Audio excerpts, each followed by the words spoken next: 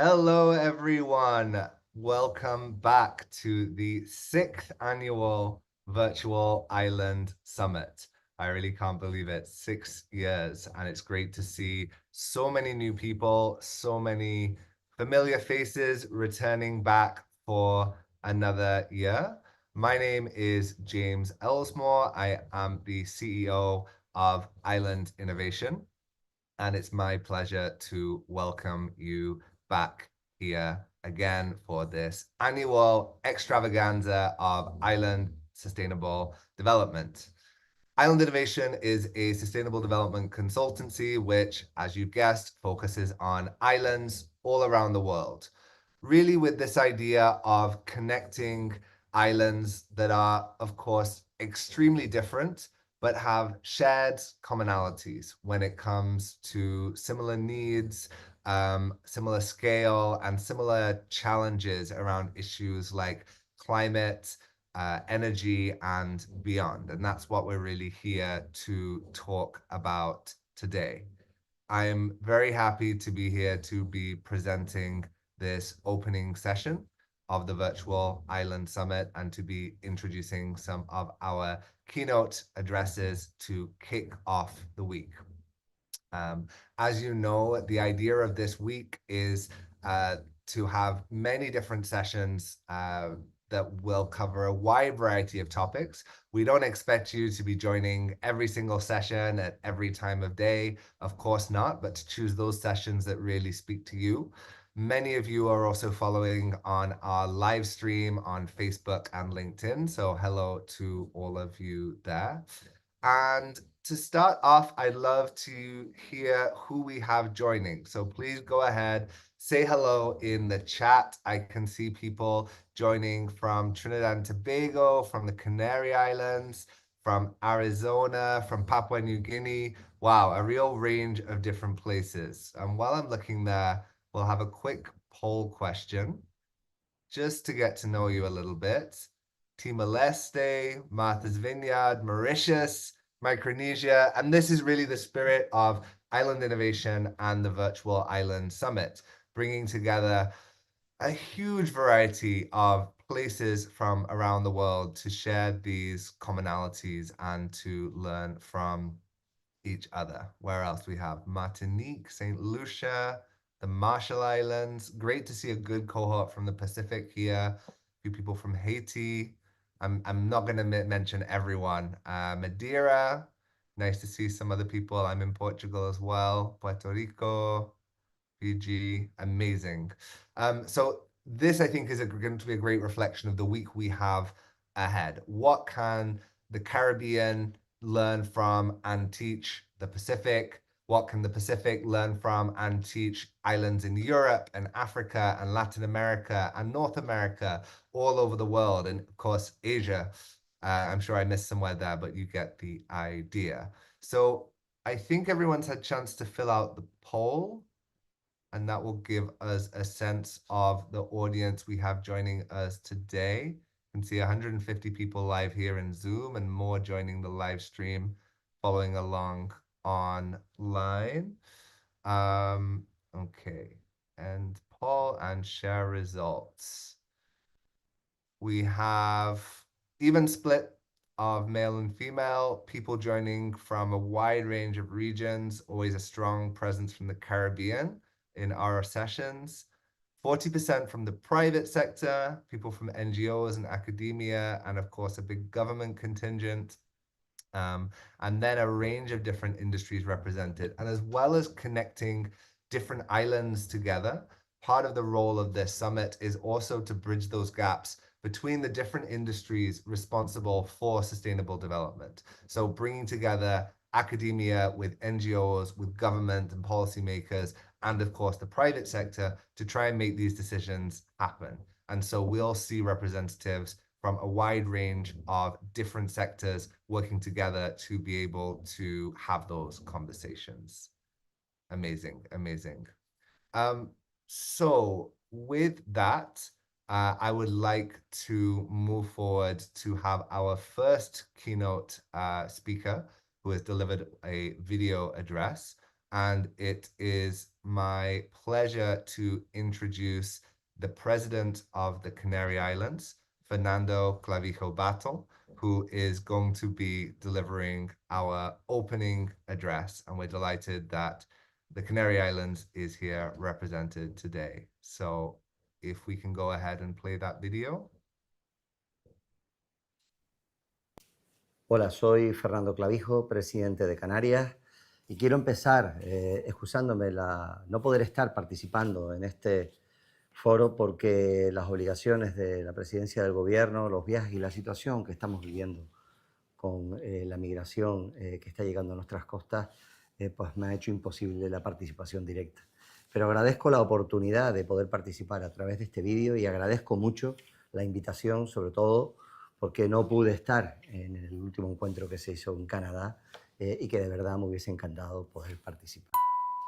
Yo les quiero hablar de la apuesta que desde el Gobierno de Canarias estamos empeñados en sacar adelante y que toda la estrategia de gobierno está orientada en la innovación y la sostenibilidad para poder afrontar los nuevos desafíos que una economía globalizada, que los cambios de los flujos turísticos hacen que las islas como nosotros tengamos que adaptarnos de manera muy rápida si queremos salir adelante.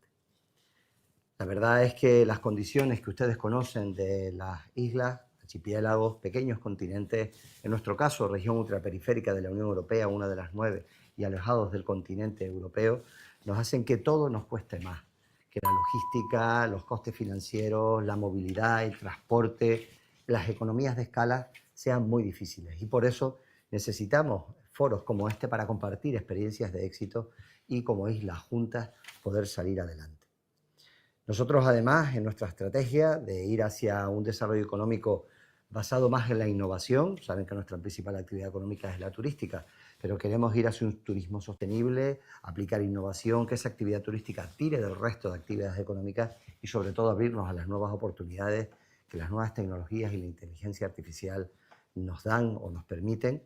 Pues en esa estrategia lo que tenemos muy claro es que tenemos que hacer partícipe al conjunto de la sociedad canaria. No es un proyecto de un gobierno, de una institución, de una fuerza política. Tiene que ser un convencimiento de toda la sociedad canaria. Y hemos impulsado lo que nosotros denominamos que es el foro de presidentes, en el que todas estas estrategias las hemos compartido, creando 5 grupos de trabajo y sometiéndolo a la presidencia de cada una de las islas, de nuestras 7 islas o 7 cabildos y realmente 8 islas. Ahí, esas conclusiones en las que hemos hablado de demografía, hemos hablado de turismo sostenible, hemos hablado de empleo, hemos hablado de productividad, hemos hablado de medio ambiente y sostenibilidad. El próximo 15 de octubre podemos de esos 5 grupos de trabajo tener las conclusiones. Las conclusiones principales que las someteremos a la exposición pública de la ciudadanía y que en la segunda quincena del mes de noviembre llevaremos a ratificar en esa conferencia de presidentes bajo el amparo de nuestro Estatuto de Autonomía. Estamos promoviendo proyectos como el de Islas Responsables, sobre todo basando toda la estrategia en que la actividad turística, que evidentemente genera impacto en el medio ambiente y genera impacto en nuestro territorio, sea lo suficientemente responsable y sostenible para seguir teniendo que con el 2% de nuestro suelo, de todo nuestro suelo, podamos generar el 35% de nuestro Producto Interior Bruto y casi el 40% de nuestro empleo. En definitiva, compañeros y compañeras, foros como este son imprescindibles, necesarios. Debemos compartir nuestros problemas y nuestras soluciones, nuestros proyectos de éxito, porque desde luego, como ustedes bien saben, a las islas nunca nadie les regala nada. Lo tenemos que conseguir con nuestro esfuerzo, sacando a la tierra y al campo lo que no tiene con trabajo y esfuerzo, con las dificultades para formarnos, para estudiar, para desarrollar proyectos empresariales que tiene en muchas ocasiones el ser isla y estar alejada de un continente. Y por supuesto, para que el desarrollo y la actividad humana y la económica en nuestro territorio garanticen el respeto a la sostenibilidad y al medio ambiente y permitan que esa riqueza continúe en el tiempo. Muchísimas gracias, les pido disculpas otra vez por no poder estar presente y desde luego un fuerte abrazo y que las jornadas sean un rotundo éxito porque estoy convencido de que así será.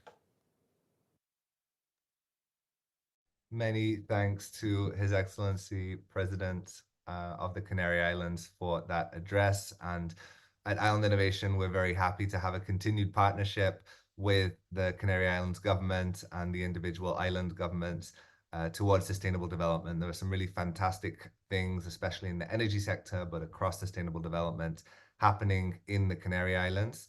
And it's a real pleasure working with them. Although, as the president mentioned, he was not able to make it himself to the Global Sustainable Island Summit in Prince Edward Island, Canada, earlier this year. There was a Canary Islands delegation in attendance, and that was also fantastic to share those lessons from the Canary Islands with other attendees from around the world at our annual in-person event.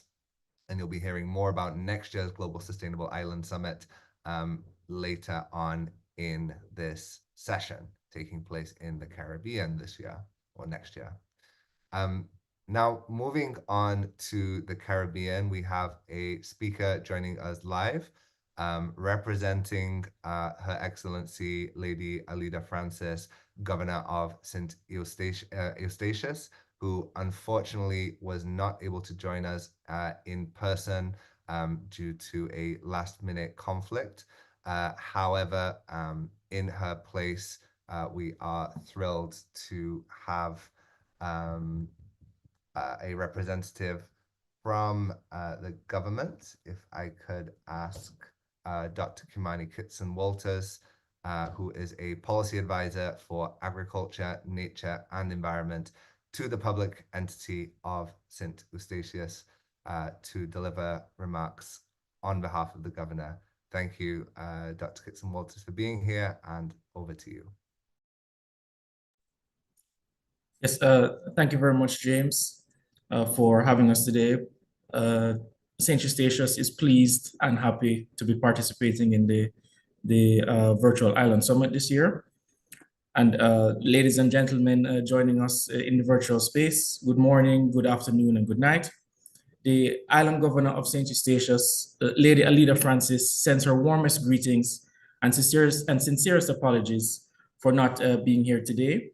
It is a privilege to speak to you on behalf of the Governor at the opening of this Virtual Island Summit. This summit, with its focus on 8 essential tracks, embodies our collective commitment to addressing the unique challenges faced by our island communities. As we gather in this virtual space, we are reminded of the interconnectedness of our islands and the shared responsibility we have to protect our environment and enhance our resilience. This year's summit emphasizes the significance of collaboration among islands. The 8 tracks, ranging from climate resilience to sustainable agriculture, reflect our need to share knowledge, resources, and best practices.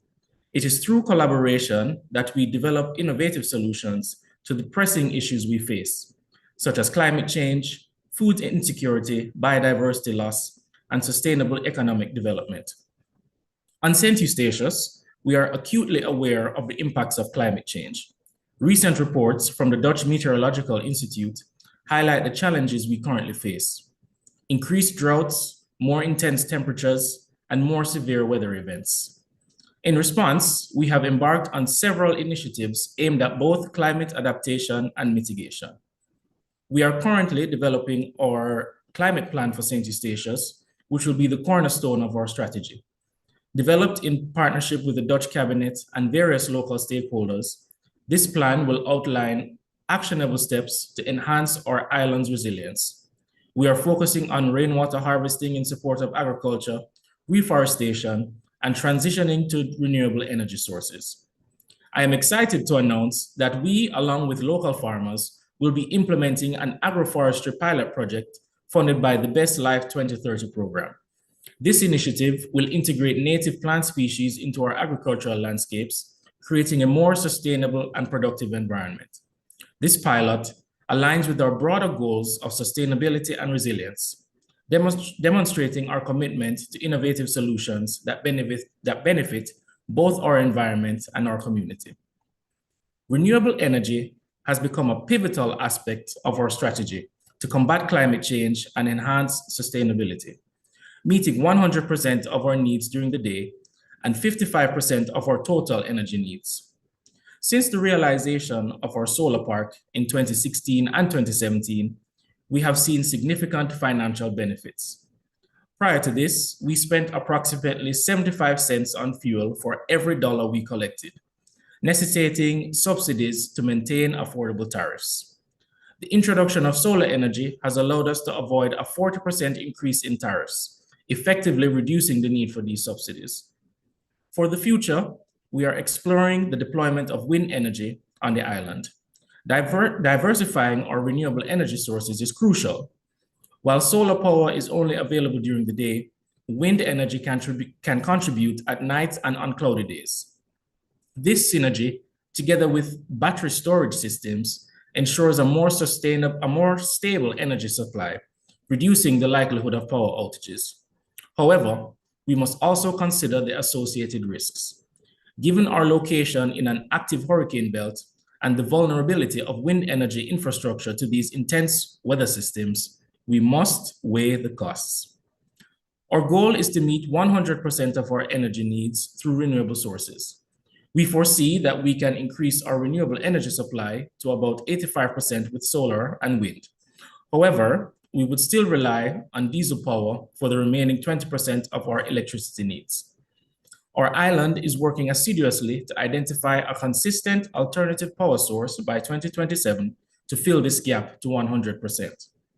Additionally, significant expansion of our energy storage capacity is necessary to support this transition. With our participation in the Clean Energy for EU Islands initiative, we will achieve this goal. St. Eustatius is also an active participant in the International Panel on Deltas and Coastal Areas, which facilitates collaboration among islands and countries facing similar climate challenges. By sharing insights and experiences, we can better prepare for the impacts of climate change and secure the necessary funding to implement our initiatives. Additionally, our involvement in the EU's Green Overseas Program has provided us with valuable training and resources to strengthen our climate resilience. We are committed to building capacity within our community to ensure that we are not only prepared for the present, but also equipped for the future. Through this program, we seek to increase land use efficiency. Along with our local farmers, we will be testing the feasibility of planting shade-tolerant crops beneath our solar panels, that is agrovoltaics. If feasible, we will reap twice the benefit from the 40,000 meters square of solar panels after our energy transition is complete. Innovation plays a crucial role in our approach to sustainability. The Climate Impact Atlas, which is one such initiative that aims to enhance public awareness of climate change impacts. By visualizing these effects, we empower our community to engage actively in climate action. Moreover, our ongoing projects under the Nature and Environment Policy Program, including coral restoration, reforestation, and invasive species control, demonstrate our commitment to biodiversity and ecosystem health. These efforts are vital not only for our environment, but also for the livelihoods of our people. As we embark on this summit, let us remember that our islands are not isolated. We are a part of a larger global community. The challenges we face are significant, but together we can forge a path toward a sustainable future. I encourage every one of us to engage actively in the discussions and workshops throughout this summit. Share your insights, learn from one another, and let us work together to create a resilient future for all our islands. Thank you for your attention, and I look forward to the fruitful exchanges that await us at the Virtual Island Summit 2024. Thank you. Thank you so much, Dr. Kitson-Walters, for that fantastic address. And I think the work happening from St. Eustatius with just, I think, a population of 3,000 or 4,000 people, is that right? Yes. But yet pioneering so many efforts of sustainable development is really admirable. And we thank you for taking the time out today to join us. And we're also very happy as Island Innovation to be supporting the involvement of the best islands, Bonaire, Saba, and St. Eustatius, as part of the Clean Energy for EU Islands program as the regional partner for that initiative. A really fantastic program of which St. Eustatius was selected for as one of 30 islands from around the European Union to be focused on for that energy transition. So thank you again, and we look forward to discussing further involvement of St. Eustatius in these programs throughout the week. Thank you. Now, I have a exciting announcement to move on for. Unfortunately, the Prime Minister of St. Kitts and Nevis, the Honourable Dr. Terence Drew, is not able to join us live for this session now. However, he will be delivering a video address, which will be sent out to all attendees later during this week. However, I had the honor of meeting Dr. Drew, the Honorable Prime Minister, at our in-person Global Sustainable Island Summit earlier this year. Now, some of you might have heard about this event. I hope so. It's really the in-person version of the Virtual Island Summit. And this year in May took place in Prince Edward Island, bringing together 50 or so representatives from over 50 islands from around the world, from the Pacific, from the Caribbean, from across Canada and Europe and Africa, to Prince Edward Island, which was really a fantastic venue to discuss climate action, energy, and sustainable development. The delegation from St. Kitts and Nevis, I think the most well-represented island there, was very strong. And we were very happy to agree that I can officially say next year, in May 2025, the Global Sustainable Island Summit will be taking place in St. Kitts and Nevis in person. And we look forward to inviting as many of you as possible to join us for the Caribbean version of this event taking place there. This was a really, really exciting event for us that brought together professionals, researchers, policymakers, and industry leaders to address a wide range of challenges. But specifically, the topics that we'll be addressing in St. Kitts and Nevis will be around water sustainability and the energy nexus, the agricultural resilience and climate adaptation, climate health and interactions, and geothermal energy, of which there is much to discuss happening in the twin island nation of St. Kitts and Nevis. So you should see in the chat shortly some more information, and in your daily emails, you'll find some more information about this event, but we would love to have you join us. And so early bird tickets or extra early bird tickets have gone on sale today. And we have a special additional discount for the extra early bird tickets, which is available to all Virtual Island Summit attendees. So look out in the chat and in your emails for some information about that. The extra discount will be available this week, but you have plenty of time to plan for the summit taking place in May next year, 27th till the 29th of May. It's going to be a fantastic event, and we really hope that you will be able to join us there in person. We'll also share the video address from the Prime Minister later on during the week. Now, with that, we also have a short video to reminisce about 6 years of the Virtual Island Summit. So I'll invite my colleague Christian just to share a little bit about 6 years of working together for a Virtual Island Summit. But let's play the video first, if we have that available, Christian.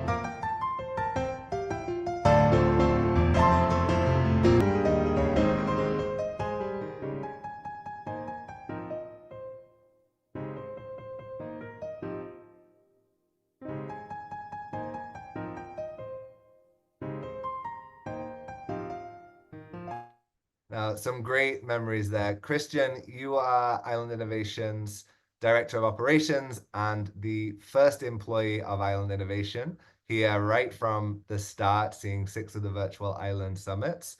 One thing that I always want to remind people is that this event emerged before COVID, when a virtual island summit was an innovative, novel idea.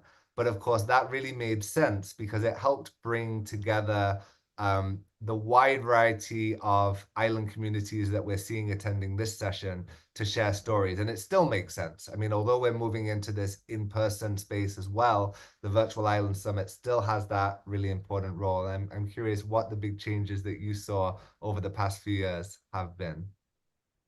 Thank you so much, James, and thank you everyone for being with us. It's always a pleasure seeing these many people joining here on Zoom. And funny thing about that is that on 2019, we started with this new software to everyone that was Zoom, which is now an everyday occurrence, right? You use it for work, you use it to see some relatives online. Zoom is here to stay, and we have used the platform for these 6 years, and it has been fantastic. Now we see a lot of people.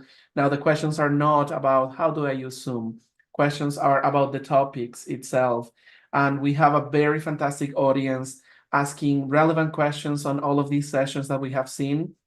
You know, all of these sessions that we have had from BAS 2019 onwards are on our website library, and they have become a comprehensive encyclopedia of some sorts. Renewable energy, for one, sustainable resources being taken care of, circular economy, the blue economy, and all of these relevant topics. We have seen a lot of people from the academia sector congratulating us at Island Innovation for providing this. Some universities even have watch party sessions where they watch the videos from our previous events and they take notes. And also it's a form of education that we have here at Island Innovation, which makes us so proud to be able to bring this for everyone free of charge. So thank you everyone for your sustained attendance. Seeing 10,000 people every year register for the Virtual Island Summit has become a staple of our events. And from the Virtual Island Summit, we spun off the Global Sustainable Island Summits in person, the Island Finance Forum, focusing on access to finance for islands throughout the globe, and the other events that we do. Speaking of which, in a couple of months, we will be at COP29 as usual. So all of these comes together as one, and that one is Island Innovation. And it's easy to get carried away by this and reminisce all of the wonderful speeches that we have had. I remember that in 2019, we were pioneering this event, and we had people from different regions of the globe, the Caribbean, the Pacific. We had the Minister of Technology of Taiwan, for example, and we had the Prime Minister of Aruba pioneering their plans for sustainable future in Aruba, which was also an example that set the tone for many islands in the region. And we have seen it grow so much in Aruba and other islands in the Caribbean. We have had the pleasure of many Pacific Island representatives here, both prime ministers and president. I remember the president of Palau. All of those speeches were remarkable, and they addressed the urgency to protect our environment from the climate change impact that we have been seeing. And why islands? Because islands are the ones that are most affected by this. So large countries may see some things here and there, but islands, we see everything. And for us as islanders, and I'm very proud that most of us here at Island Innovation have gone through this on our islands, because we're all islanders here and we feel it. And it's always a pleasure seeing the experiences in different regions of the globe of how are they doing positive change towards that in many topics. Absolutely, Chris. Thank you very much for that overview. And I think it's worth mentioning the amazing Island Innovation team. There are 16 of us, all working from different parts of the world, joining in to make this happen. And you'll get hopefully a chance to meet some of them during the week ahead. I'd also like to mention a big thank you to the sponsors of this year's Virtual Island Summit for helping to make this happen. So our silver sponsors, CalStart, who will be putting together a fantastic session later this week on island transportation. Our returning partner, the Caribbean Biodiversity Fund, putting together a great session on biodiversity conservation finance, and we're looking forward to also participating in their own conference next month in St. Lucia. The Edge Foundation, who have been with us from the very beginning, working on island education projects, really sharing that information. And later on today, the session with Plotech Consortium on ocean thermal energy conversion, and you can learn more about that. Also to our bronze sponsor, the Ministry of Sustainability and Climate Resiliency of the Cayman Islands government. Thank you very much for their continued partnership. It's really important to help keep this event free, that returning partners, like all of those, continue. We have a great, also a great list of media partners. I won't list all of them, but do look on our website of the event to see a list of all the different partners who supported this, this event. I'll also remind you, as we are about to wrap up, that coming up later, or the next session, just got to find that on my screen, coming up in just over an hour, a great session, Decarbonizing Island Grids, Strategies for a Sustainable Future. So you can see the full detailed agenda on the website. And also, if you should be getting emails as a reminder for every single session. You have the option to have just a single daily summary or individual reminders for every session. But if those are too many emails, you can easily click a button on those emails to turn that off, so you only get a single daily email as you prefer. But we hope to see you in just over an hour, 10 a.m. New York, 3 p.m. London, or midnight Sydney if you're in that part of the world and staying up late, for some fantastic speakers, again, representing different parts of the world. And again, I think what I'm really excited about, looking forward to, is our Global Sustainable Island Summit coming up in 2025. We're so thrilled to be working with the government of St. Kitts and Nevis to host this event and put a spotlight on St. Kitts and Nevis and the wider Caribbean. So do look out for more information about that event. With that, I'll wrap up. Thank you again for being here for our opening session, and we look forward to seeing you throughout the rest of the week for the many exciting sessions that will be taking place. Welcome to the Virtual Island Summit 2024. Thank you.